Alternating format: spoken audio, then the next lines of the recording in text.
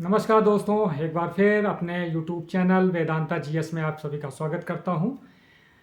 आज जिस तरह का घटनाक्रम दिल्ली में हुआ है और केंद्रीय शिक्षा मंत्री धर्मेंद्र प्रधान ने इस्तीफ़ा दे दिया है और जो लोग नीट परीक्षा को लेकर धरना प्रदर्शन कर रहे थे, खासकर सीजीपी कॉकरोच जनता पार्टी ने अपनी जीत बताई है और उनकी जो प्रमुख मांगें रही हैं उसको सरकार ने मान लिया है। और जो तीसरी मांग थी धर्मेंद्र प्रधान की इस्तीफे की, उसको भी जो है धर्मेंद्र प्रधान खुद सामने आकर अपना इस्तीफ़ा जो है इस्तीफ़ा देने की घोषणा की। और उसके बाद जो है सीजीपी ने मतलब खुशियाँ मनाई और अब सीजीपी की तरफ से जो है ये घोषणा की गई है कि वो जनता मंतर से जो उनका धरना प्रदर्शन है उसको वो ख़त्म कर रहे हैं। और उसके बाद कॉन्स्टिट्यूशन कब में जेपी नड्डा और जितेंद्र सिंह के साथ उनकी एक जॉइंट पीसी हो सकती है, मतलब बातचीत हो सकती है आगे। और सरकार ने जो मांगे मानी है उसको लिखित रूप से मंगलवार को देने का भी बोला गया है। इस आंदोलन के दो पहलू हैं। पहला ये है कि देश में आए दिन किसी न किसी राज्य में केंद्र सरकार बहुत सारी परीक्षाएं आयोजित करती है और उस परीक्षाओं को आयोजित करने में जो हीला हवाली होती है, बार बार पेपर आउट हो जाता है, पेपर लीक हो जाता है और उसकी कोई एक फुल प्रूफ ऐसी व्यवस्था नहीं होती है जिससे ये पेपर लीक ना हो। और ये सभी सरकारों में होता रहा है, चाहे कांग्रेस केंद्र में रही हो, चाहे बीजेपी के केंद्र में है, या फिर राज्य सरकारों में जो परीक्षाएं आयोजित होती हैं उसमें आए दिन कहीं ना कहीं परीक्षाओं में धांधली होती है। अभी रिसेंटली इस विरोध प्रदर्शन के बीच में ही पंजाब और केरल जैसे राज्यों में जहां बीजेपी की सरकारें नहीं है, आम आदमी पार्टी और कांग्रेस की सरकार है, वहाँ भी पेपर आउट हुआ है, वहाँ भी बच्चों के ऊपर लाठीचार्ज हुआ है, वहाँ भी विरोध प्रदर्शन हो रहा था। तो मतलब ये कोई एक किसी राज्य का विषय नहीं है या किसी एक पार्टी का विषय नहीं है, ये समस्या पूरे देश में है। करोड़ों विद्यार्थी जो है हर साल तैयारी करते हैं अलग अलग परीक्षाओं की। कोई IAS-PCS की तैयारी करता है, कोई नीट की परीक्षा मतलब डॉक्टर बनने की तैयारी करता है, कोई इंजीनियरिंग बनने की तैयारी करता है, कोई पुलिस, आर्मी या फिर SSC के थ्रू जो क्लर्क बनते हैं केंद्र या राज्यों में, मतलब अलग अलग तरह की परीक्षाएं आयोजित होती हैं। इसी में एक नीट भी है। और क्योंकि नीट में बहुत सारे बच्चे परीक्षा तैयारी करते हैं, लाखों लाख बच्चे इसमें परीक्षा में बैठते हैं और नीट का जो परीक्षा कराने का जो पैटर्न है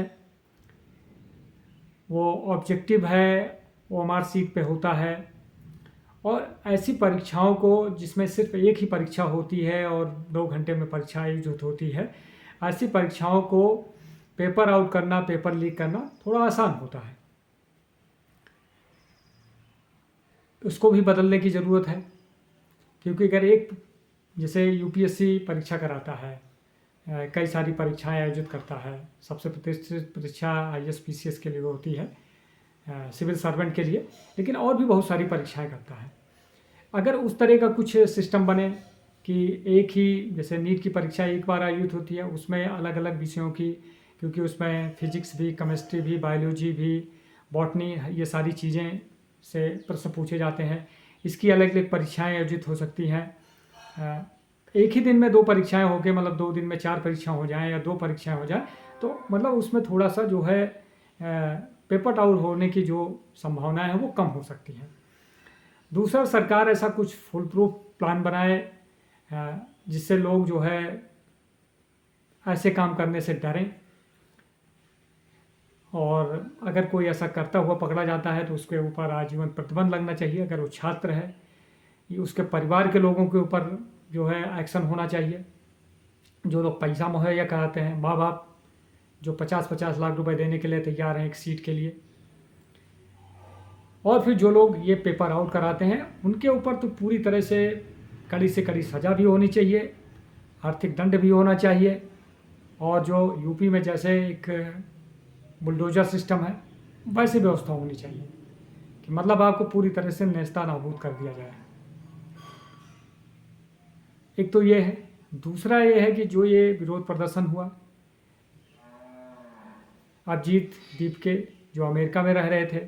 पिछले कुछ वर्षों से, उसके पहले वो आम आदमी पार्टी से जुड़े हुए थे, या इस पूरे ऑर्गेनाइजेशन में जितने भी लोग हैं जो फेस हैं, ये ज़्यादातर लोग जो है सब सिर्फ आम आदमी पार्टी से जुड़े हुए लोग रहे हैं। सुप्रीम कोर्ट के चीफ जस्टिस एक वक्तव्य देते हैं, उसको लेकर एक सोशल मीडिया पे एक अकाउंट बनता है और फिर करोड़ों उसके फॉलोअर होते हैं, और फिर वो एक मुद्दे को लेकर, क्योंकि नीट परीक्षा उसी समय का पेपर आउट होता है, और फिर उसी मुद्दे को लेकर वो सड़क पे उतरते हैं। और फिर जैसे हमारे यहाँ जो विपक्ष है ये तो हरदम इस तरह लालायित रहता है। पहले ये किसान शाहीन बाग में सीसीए प्रोटेस्ट में एक मौका ढूंढ रहा था, फिर किसानों का आंदोलन हुआ उसमें एक मौका ढूंढ रहा था। मतलब कुछ भी सरकार के खिलाफ कोई संगठन, कोई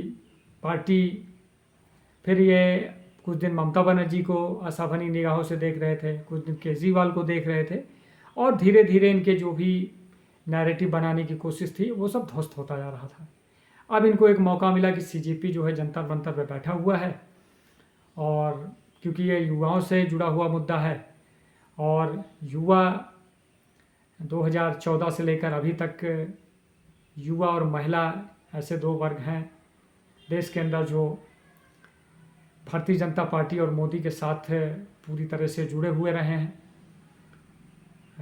उनका वोट सपोर्ट बेस दोनों था। तो विपक्षियों को ये मौका मिला कि किसी तरह अगर युवा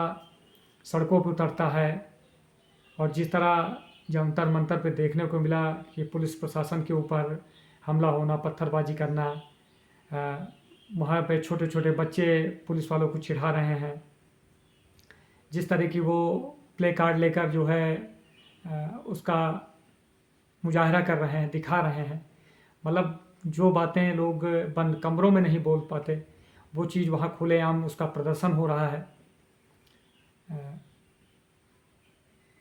मतलब हर तरह की चीज़ें इसमें इन्वॉल्व रही हैं। सर्जियर इमाम से लेकर कश्मीर मुद्दा, धारा 376, इसमें राम भगवान भी आ गए, प्रेमानंद महाराज को भी इसको बीच में लाए। मतलब मुख्य रूप से ये जो प्रदर्शन था ये नीट के लिए था, परीक्षा में धांधली के लिए था,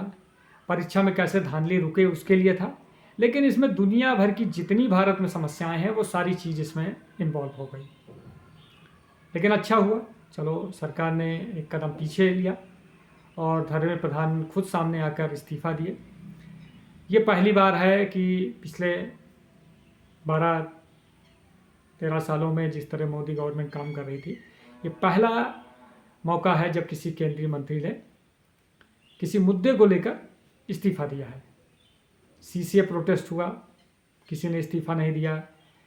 किसान आंदोलन इतना बड़ा था, कई महीनों तक चला, दिल्ली को पूरी तरह से बंधक बनाए हुए थे। उसके बाद भी किसान, उस समय के कृषि मंत्री नरेंद्र सिंह तोमर ने इस्तीफ़ा नहीं दिया, और भी सारे मुद्दे हैं। लेकिन ये पहला मौका था कि बीजेपी गवर्नमेंट, मोदी गवर्नमेंट से किसी ने किसी मुद्दे पर इस्तीफ़ा दिया है, सरकार ने एक कदम पीछे लिया है। अब ये क्या मेरे हिसाब से तो अगर मुझसे पूछा जाता तो मैं कभी नहीं कहता कि धर्मेंद्र प्रधान को इस मुद्दे पर इस्तीफ़ा देना चाहिए था, क्योंकि क्या धर्मेंद्र प्रधान के इस्तीफ़ा देने से जो परीक्षाएं अब आगे आयोजित होंगी वो फुल प्रूफ होंगी, उनके पेपर आउट नहीं होंगे। बल्कि बात इस पे होनी चाहिए थी कि चाहे वो संसद में उस पर बहस होती, चाहे संसदीय समिति उस पर गठित की जाती, वो अपनी रिपोर्ट देती, या फिर पूरे जनता में एक जनमत तैयार किया जाता कि कैसा प्लान बनाया जाए कि जिससे जो है देश के अंदर जो परीक्षाएं आयोजित होती हैं उसके जो पेपर आउट होते हैं वो कैसे ना हो। इन सब पे बात होनी चाहिए थी, और जो लोग इस पे इन्वॉल्व होते हैं उनके ऊपर कड़ी से कड़ी सज़ा का प्रावधान होना चाहिए था। लेकिन वो सब बातें पीछे हो गई। मेन मुद्दा ये हो गया कि किसी तरह धर्मेंद्र प्रधान का मंत्री का इस्तीफा हो। क्या ये मांग अभी ख़त्म हो जाएगी, या आने वाले समय में किसी और मुद्दे पर, किसी और विभाग के मुद्दे पर किसी दूसरे मंत्री के ऊपर ऐसे आरोप लगेंगे, उसका इस्तीफा मांगा जाएगा? क्योंकि विपक्ष का तो काम होता है कि सरकार की नीतियों का आलोचना करना, और वो हर वक्त विपक्षी ये कोशिश होती है कि किसी तरह वो सरकार को दबाव में रखे, दबाव में लाती रहे, सरकार गिर जाए, उसको सरकार बनाने का मौका मिल जाए। और पिछले 3 टर्म से जिस तरह मोदी जी लगातार देश में काम कर रहे हैं, जिस तरह का उनका सपोर्ट बेस है, और शिक्षा में जिस तरह का सुधार हुआ है, कितने सारे मेडिकल कॉलेज बने, कितने आईएम बने, कितने एम्स बने,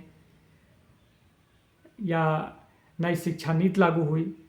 और सबसे धर्मेंद्र प्रधान का मुझे जो लगता है कि जो इस्तीफा मांगने का जो ज़्यादा बड़ा कारण रहा है, वो जो नई शिक्षा नीति है,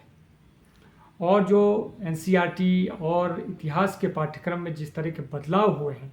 जिस तरह मुग़लों का इतिहास को हटाया गया है, जो राष्ट्रवादी आंदोलन और भी जो भारत के नज़रिए से जो इतिहास रहा, मतलब भारतीयता के नज़रिए से जो अच्छा इतिहास रहा है, उसको समावेश किया गया है पाठ्यक्रमों में। इससे वामपंथी संगठन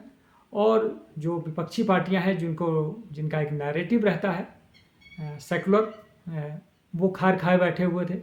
उनको भी एक मौके की तलाश थी कि किसी तरह इनको हटाया जाए, क्योंकि सरकार नई शिक्षा नीति लाई है, उसको पूरे देश में पूरी तरह से लागू करना है। लगातार सिलेबस चेंज हो रहे हैं, उसमें नए नए सब्जेक्ट डाले जा रहे हैं, नए नए विषयों को शामिल किया जा रहा है, और जो झूठा इतिहास है उसको हटाया जा रहा है। जो भारतीय जनता पार्टी या आरएसएस या राष्ट्रवादी लोगों की जो आइडियोलॉजी है, उसके हिसाब से काम हो रहा था। इसके अलावा इसमें बहुत सारे एनजीओ भी शामिल हो गए थे, क्योंकि सरकार फेरा कानून लागू कर रही है, मतलब फेरा फेक जो विदेशी फंडिंग है एनजीओ को होती है, उस पर प्रतिबंध लगा रही है एक तरह से, और 9,000 से ज़्यादा एनजीओ को बंद कर दिया है, या उनके लाइसेंस कैंसिल कर दिया है, या उनको विदेशी फंडिंग पर रोक लगा दी है। उससे